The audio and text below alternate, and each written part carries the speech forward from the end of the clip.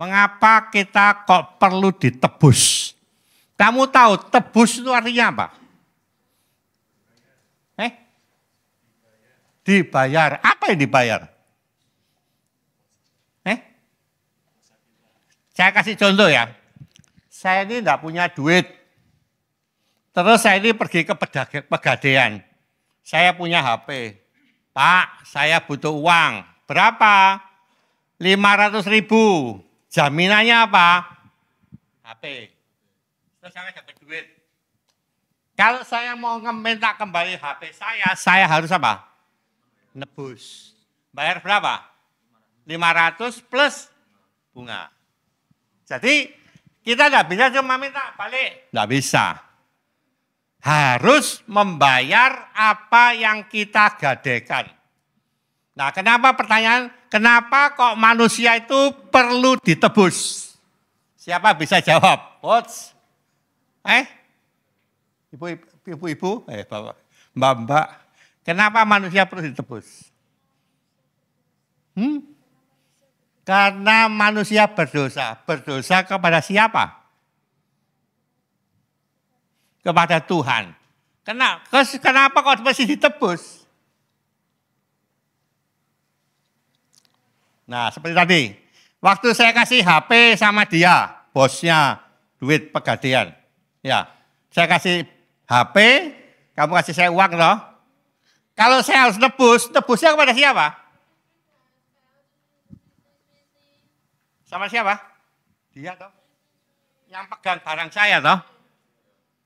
Manusia berdosa itu, hidupnya manusia itu di bawah kekuasaan siapa?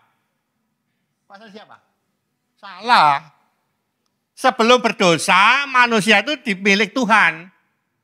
Tapi karena dia berdosa, maka dia menjadi milik siapa? Iblis. Iblis tidak mau kalau sekedar nebus.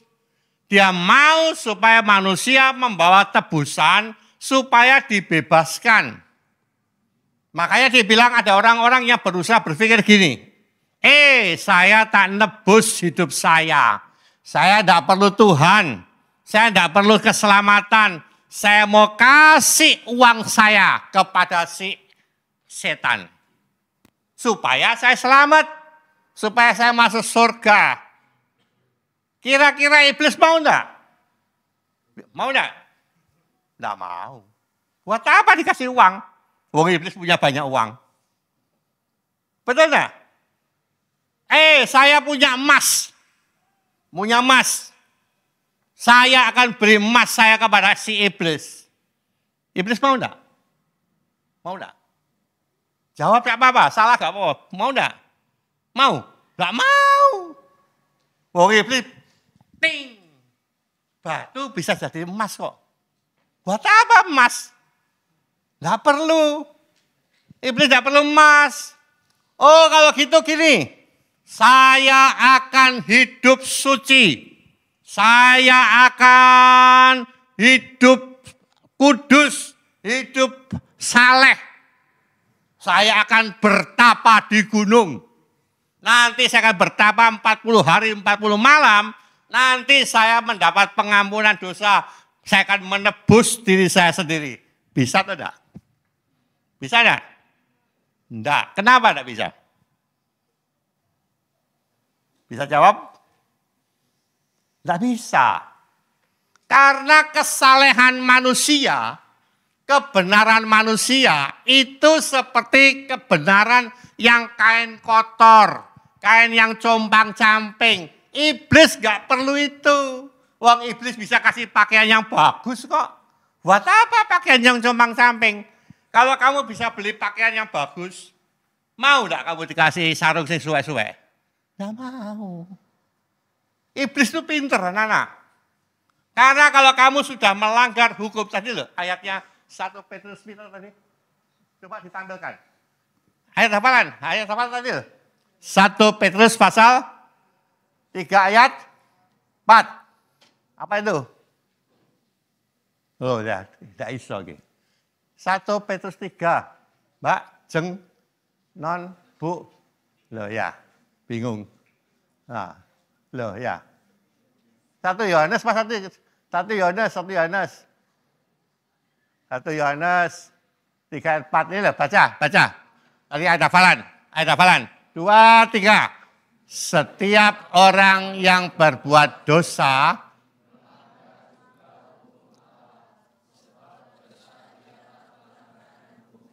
nek kamu ditanya apakah dosa? Dosa adalah melanggar hukum Allah. Allah bilang sama Adam, semua pohon dalam taman ini boleh kamu makan buahnya. Tapi pohon yang di tengah jangan kamu makan, itu perintah Tuhan. Nek ada orang bilang, "Alah, cuma makan buah loh kok dihukum." Loh, perintahnya enggak boleh kok. Ngerti ya? Jadi situ, dosa adalah pelanggaran hukum Allah. Nah, karena dosa dia itu jadi sekarang bukan lagi milik Allah tapi milik dari iblis. Untuk melepaskan manusia dari iblis, dia harus ditebus. Ngerti ya? Ayo 1 Petrus pasal 3. 1 Petrus pasal 3. Ah, ini ayat 1 Petrus 1 ayat 18. 2, 3. Kita buka dulu. Yang bawa Alkitab lupa saya, minta maaf. Yang bawa Alkitab buka, yang bawa Alkitab dibuka. Nanti supaya kamu bisa ngerti. Kalau kamu boleh garis bawahi. Yuk. Oke, 1, 2, 3. Oke, baca bareng-bareng dengan saya. Yang bawa Alkitab boleh dibuka. Siapkan spidol atau siapkan stabilo. Nanti saya kasih tahu mana yang perlu digaris bawahi ya. 2, 3. Sebab kamu tahu ditebus dari cara hidupmu yang sia-sia. Karena yang kamu warisi dari, saya tanya, siapa nenek moyang kita? Adam dan Hawa. Yang salah, yang berdosa adalah Adam dan tapi anak putune kabeh semuanya ikut berdosa. Ya, untuk melepaskan dosa dari si iblis harus ditebus. Tadi saya bilang ada orang yang nebus pakai duit, pakai emas, pakai hidup saleh, pakai melakukan amal ibadah, amal soleh. Ternyata semua gagalin. Bukan dengan barang fana. Amal itu barang fana. Emas itu barang fana. Emas itu barang yang sementara. Terus juga kalau kamu bilang saya mau hidup soleh, kayak saya mau tetap fana. Contoh paling gampang. Kalau tangan saya ini tangan yang berdosa, kotor. Tangan saya ini kotor. Coba. Nah, ini seorang chef yang pinter. Chef. Cuman kali ini tangannya dia ini kotor. Banyak virus COVID. Ada oli, ada stempet, ada kotoran kambing, ada kotoran sapi. Sekarang dia itu mau bikinkan roti yang enak buat dia. Enak loh. Nah, tapi waktu dia bikin roti, tangannya kan mesti kremes-kremes tepung, betul enggak? Betul. Setelah itu di oven loh. Saya mau tanya, mau enggak kamu dikasih makan? Mau. Perbuatan baik dia untuk mengasihi, dia cinta sama kamu, dikasih roti tapi dibuat dari tangan yang kotor. Mau enggak? Enggak mau. Iblis tahu, buat apa saya ditebus dengan perbuatan baik? Baik toh dikasih roti, tapi tidak mau. Tangannya tangan yang berdosa. Jadi tidak bisa, tidak mau. Ditolak mentah-mentah sama iblis, tidak mau. Penebusan manusia oleh manusia sendiri itu tidak mungkin. Makasih.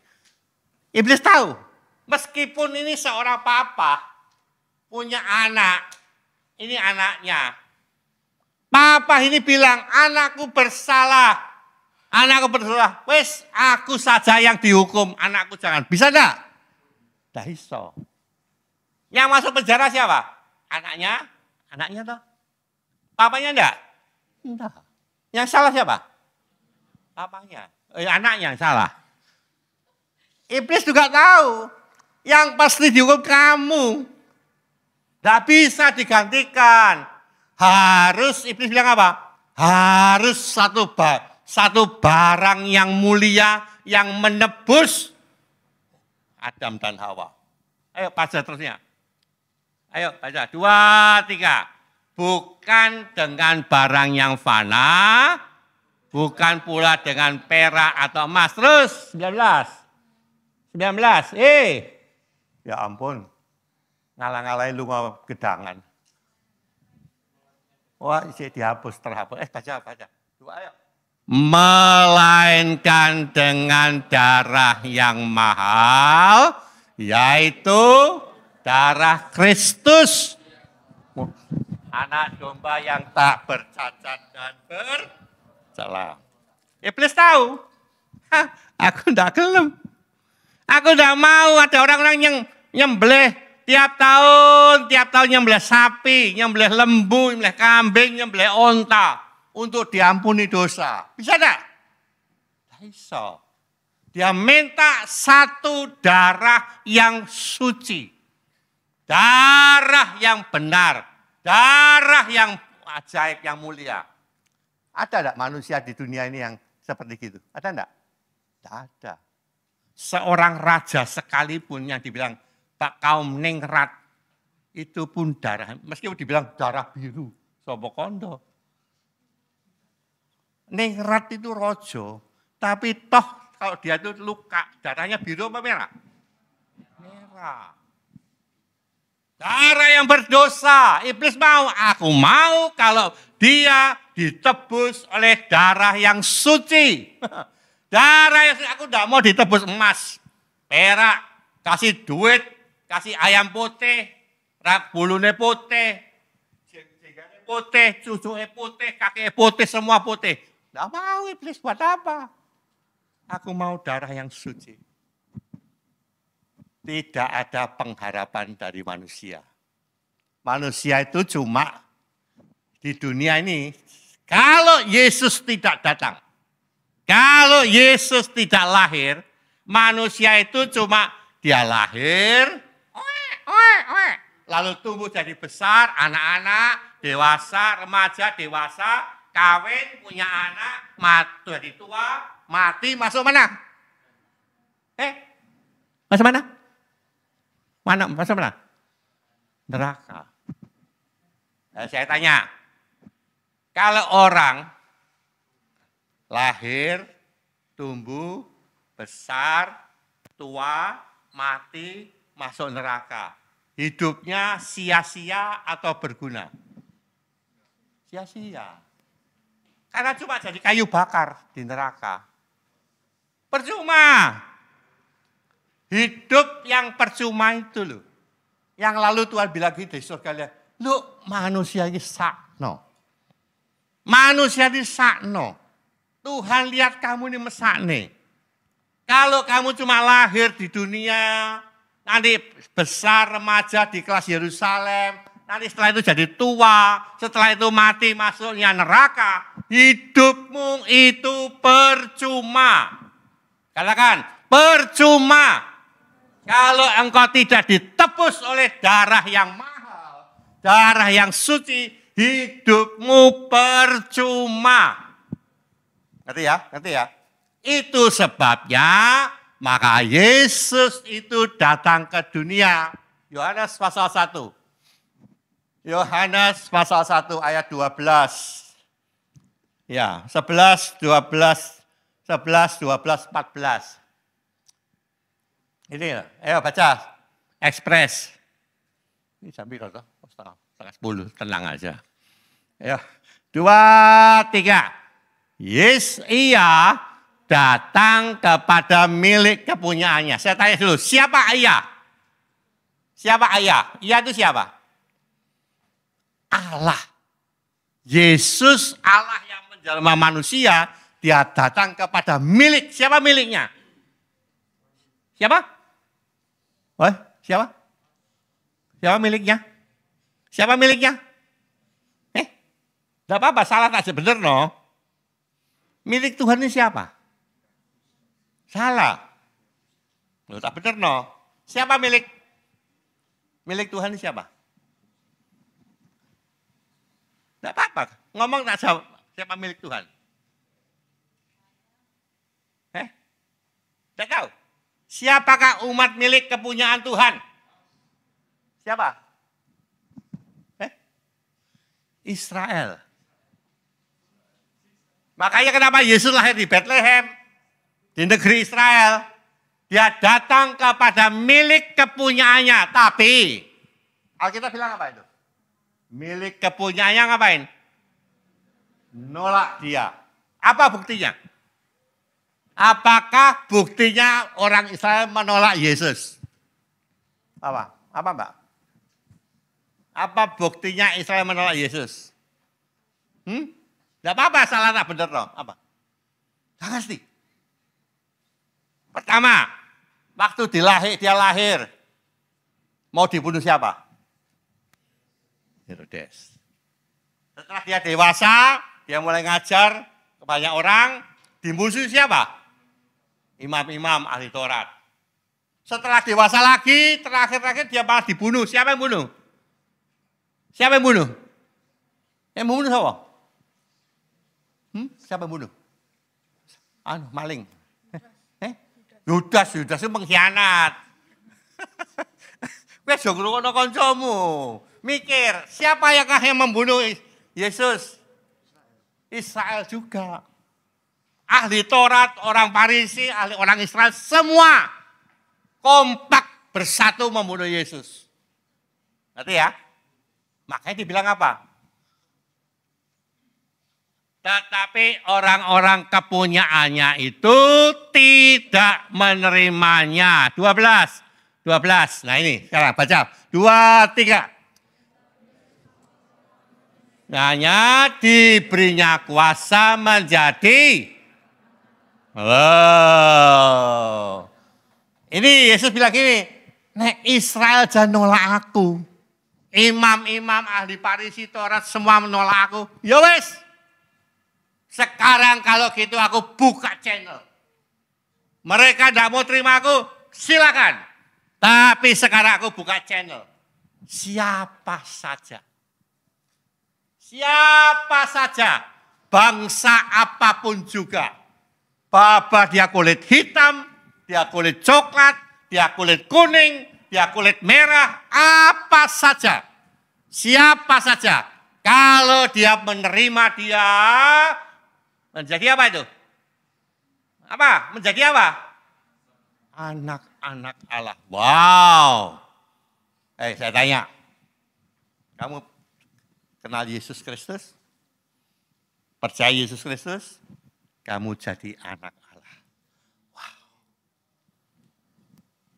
Kamu dengar Yesus Kristus? Pernah dengar Yesus Kristus? Pernah percaya Yesus Kristus? Hari itu kamu menjadi anak Allah. Kamu pernah mendengar firman tentang Yesus? Kamu percaya Yesus? Hari itu engkau menerima jadi anak Allah. Kalau kamu anaknya bupati, papamu ini bupati Sidoarjo. Ya, kira-kira nek papamu punya mobil, kamu boleh enggak pakai mobilnya? Boleh enggak? Papamu loh itu. Boleh. Misalnya papamu ini makan roti tart yang enak. Kamu anaknya. Boleh enggak kamu makan? Boleh. Kalau kamu menjadi anak-anak Allah, maka hidupmu pun beroleh berkat dari Allah yang maha besar. Terutama sekali berkat keselamatan dan penebusan. Amin. Itu loh. Makanya kalau kamu menjadi anak-anak Allah, kamu harus mensyukuri. Karena itu bukan hasil kerjamu. Hasil karena kamu ini hidup suci, memberi emas 1 kilo sama Tuhan supaya kamu selamat. Enggak. Barang siapa percaya, cuma modal percaya, cuma modal menerima Yesus sebagai juru selamat, kamu jadi anak Allah. Kamu memiliki hidup kekal, kamu bisa diselamatkan, kamu bisa ditebus oleh Allah. Oh, anak-anak. Jadi semua itu tidak dibayar. Kamu menerima Yesus itu bukan karena dibayar. Nah, ada sini, ayo lu mau gereja, GPD Elohim, kelas Yerusalem. Nanti kamu dibayar tiap minggu, bayari misalnya 100.000. Mau enggak? Tidak ada. Karena pemberian Allah itulah anugerah. Kita tidak ada siapa-siapanya. Wong semestinya Yesus itu untuk Israel kok. Bukan buat saya, buat kamu semua. Tapi kalau dia sampai buka diri, memberi dirimu diterima Yesus, itulah yang disebut anugerah. Kasih karunia. Kamu kok ngomong dewe toh dari tadi?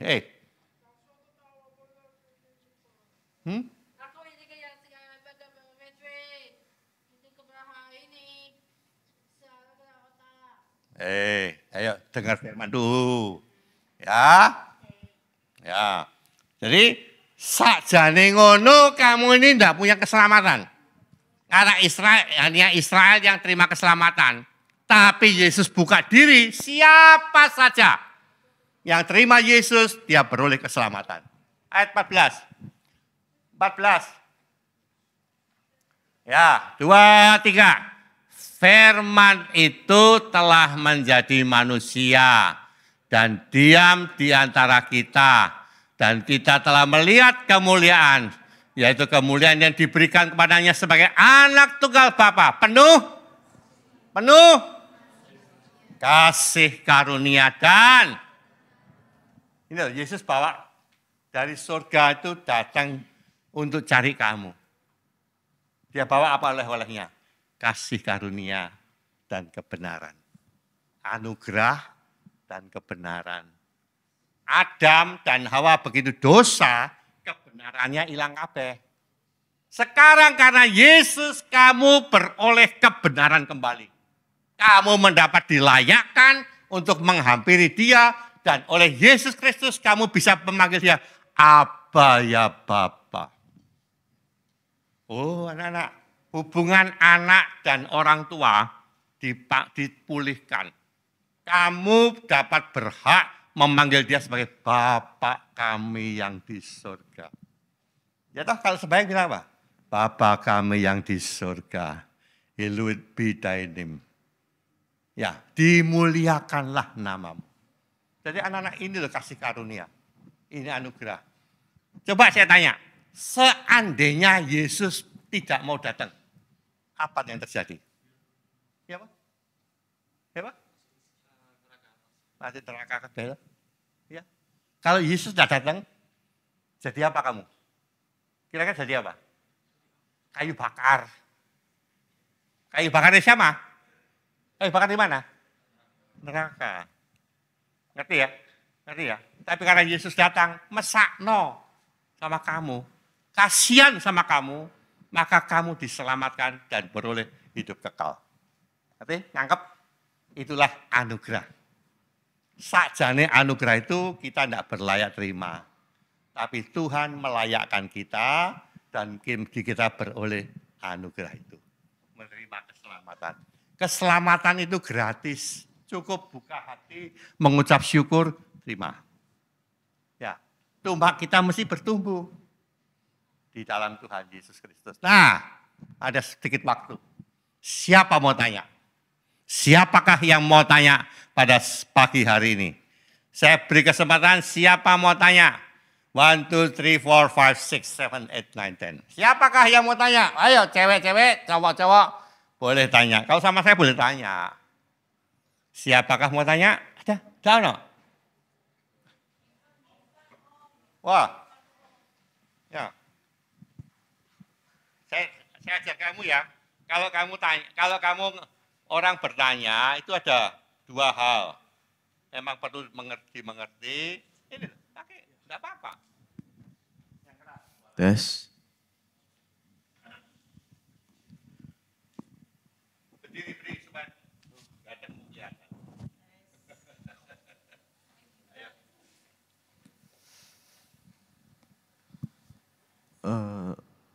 Jadi aku mau tanya, kalau orang yang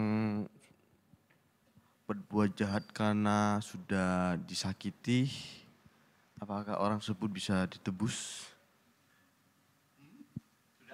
Iya, itu aja. Apakah kalau seorang sudah berbuat jahat, masih bisa ditebus? Saya? Karena disakiti? Semua orang. Ayo, ayatnya tadi bilang. Ayat itu cuma bilang gini, barang siapa yang percaya, yang membuka hati buat Yesus, dia beroleh hidup kekal, beroleh penebusan. Tuhan itu tahu, mulai zaman Adam yang dosa tadi, karena dosa orang itu menyimpan banyak kepahitan dalam hidup. Tapi Tuhan tahu, barang siapa itu apa sih?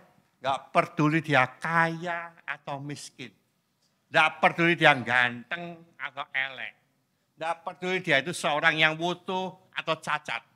Gak peduli dia seorang yang bangsawan atau rakyat jelata.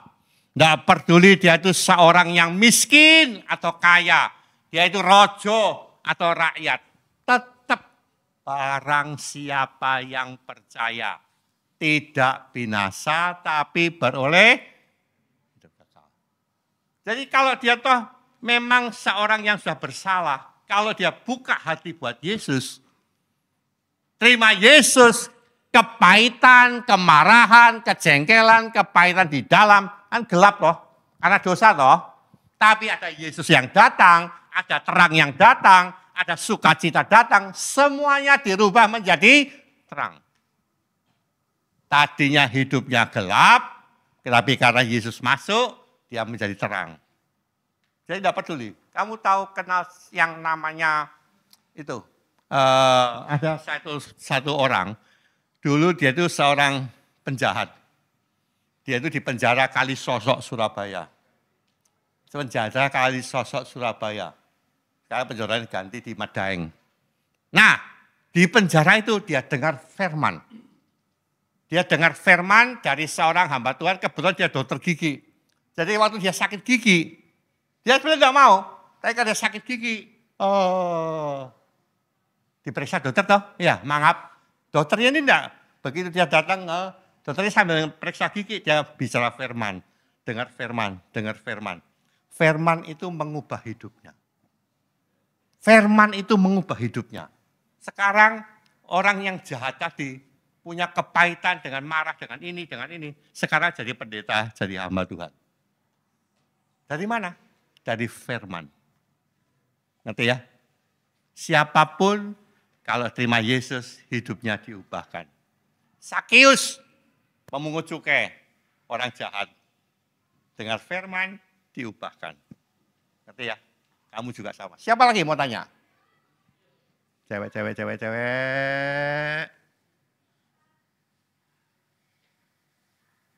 Siapa lagi? Oh, tidak apa-apa. Jujur, orang jujur diberkati Tuhan. Mau tanya, kenapa harus Yudas yang mengkhianati? Kenapa harus Yudas harus mengkhianati? Kalau memang itu agar firman Tuhan digenapi, apakah ada cara lain selain Yudas? Nah, ini pertanyaannya sering ditanyakan. Om, Yudas itu jahat atau baik? Siapa setuju Yudas itu orang baik? Karena apa? Kalau Yudas tidak mengkhianati Yesus, Yesus tidak disalib, Yesus tidak menebus, kan kita tidak selamat. Tapi karena Yudas berkhianat, maka Yesus disalib, kita diselamatkan. Yudas itu baik atau jahat? Siapa yang bisa jawab? Ayo, Dud. Yudas itu baik atau jahat, Dud? Tidak apa-apa, aku tak kandani. Jahat. Yudas itu baik atau jahat? Mas? Berjasa toh? Nah, coba kalau dia tidak mengkhianati Yesus, kan tidak disalib. Baik atau jahat? Wes, angkat tangan saya. Siapa setuju Yudas itu baik? Bantu, angkat tangan. Saya tidak angkat tangan, tak tutui. Yudas itu paling jahat. Lu tidak pernah ditangkat, ayo. Baik. Yudas itu baik apa jahat? Baik. Baik apa jahat? Baik. Yudas itu baik apa jahat? Jahat. Yudas itu baik apa jahat, Pak? Baik. Baik. Gini apa? Baik.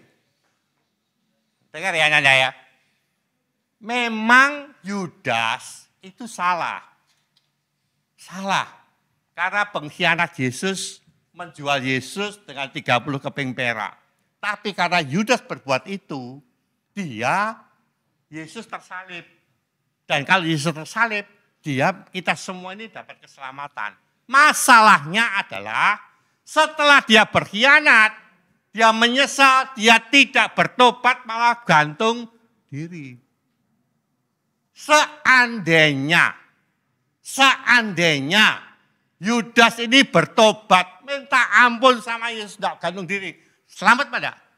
Selamat. Ngerti ya? Jadi artinya apa? Kamu ini salah sama Tuhan. Ojo gantung diri. Bertobat. Itu loh. Petrus berbeda. Petrus menyangkal Yesus, menyangkal Yesus sama menjual Yesus. Podo atau podo? Sami mawon. Ngerti ya? Tapi Petrus bertobat. Minta ampun sama Yesus. Yudas tidak mau minta ampun. Tidak mau bertobat, malah gantung diri. Bunuh diri. Dirinya dibunuh. Dibunuh dirinya. Ngerti ya? Itu loh. Jadi kesimpulannya apa? Seandainya tidak ada Yudas. Seandainya tidak ada Yudas, kira-kira Yesus bisa enggak? Seandainya tidak ada Yudas, kira-kira Yesus mati disalib enggak? Ayo. Jawab aja. Kira-kira Yesus, kamu nih, ya. Kira-kira kalau tidak ada Yudas, Yesus mati tersalib enggak? Tetap. Tuhan bisa pakai semua. Ngerti ya? Cuma skenario ini adalah gambaran buat kita semua. Kalau toh kita ini salah, berani minta ampun, kembali kepada Tuhan.